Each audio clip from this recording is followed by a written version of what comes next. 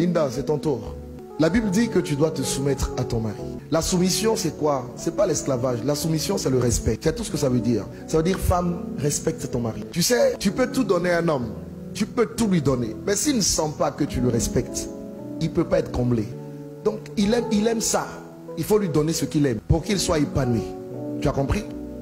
Maintenant, il y a une deuxième chose dont l'homme se nourrit. Ma fille, parfois, ton cœur est couché à côté, son amour est là, et puis il est 2 heures du matin, et puis lui-même, il ne maîtrise pas certaines choses. Il se retrouve dans ses conditions normales, c'est pas anormal, normales de température et de pression. Et il va dire, mon amour. Quand il dit mon amour à 2 heures du matin, comment tu réponds? Oui, mon cœur. Ça peut lui arriver d'être dans les mêmes conditions à 5 heures du matin. Comment tu réponds? Oui, mon cœur. 13 heures. Mon amour? Oui, mon cœur.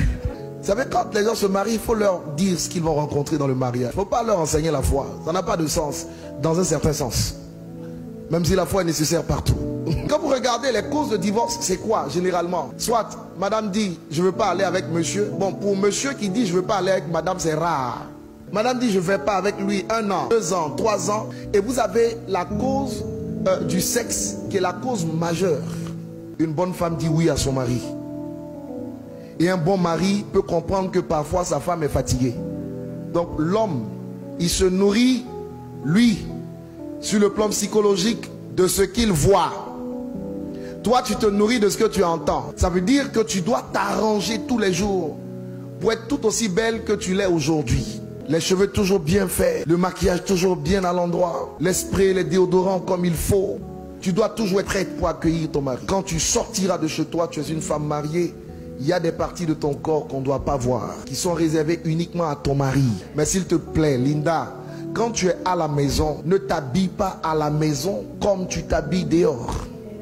Ton mari doit être capable de voir ce que personne d'autre ne voit. Une femme sage a 2 faces. Il y a la face du dehors et la face du dedans. Quand tu es avec ton mari chez toi, ma fille, s'il te plaît, ne va pas me mettre une robe qui part du cou jusqu'au bout des orteils. Arnaud doit voir que Dieu t'a donné de belles jambes. Arnaud doit voir des choses que personne d'autre ne peut voir. Et il doit se réjouir en voyant ces choses. N'oublie pas, il fonctionne par les yeux. Donc tu dois lui en mettre plein la vue. Une bonne femme a un vêtement dans la maison qui est différent du vêtement du dehors. Elle a même une 3e dimension. Un autre vêtement dans la chambre à coucher. Là-bas, il ne faut pas aller attacher des pagnes. Ne fais pas ça. Tu es trop jeune pour ça. Il y en a parfois qui vont dans l'intimité. Elles portent des joggings. Sur le jogging, elles vont mettre un jean.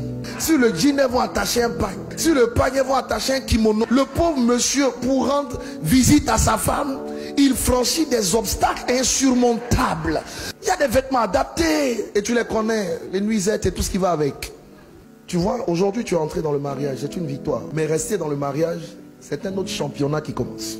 Oui, il faut dire ça. Surtout quand elles sont chrétiennes, ils sont chrétiens. Quand tu t'es marié là, ce n'est pas fini. C'est une victoire que tu as acquise, mais il y a un autre combat dedans. Voilà, donc il faut agir de façon sage pour rester dans cette victoire. Je vous dis une dernière chose et puis je vais vous bénir. Écoutez-moi bien. Arnaud, pour que tu puisses gagner ta femme, il faut gagner son cœur.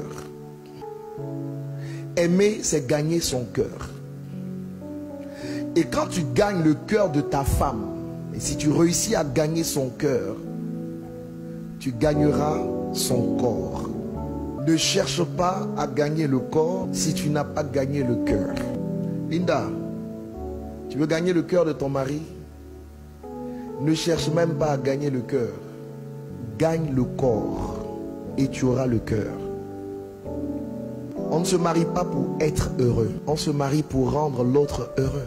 Et si tu le rends heureux et qu'il te rend heureuse, vous vous rendez heureux. Vous êtes heureux.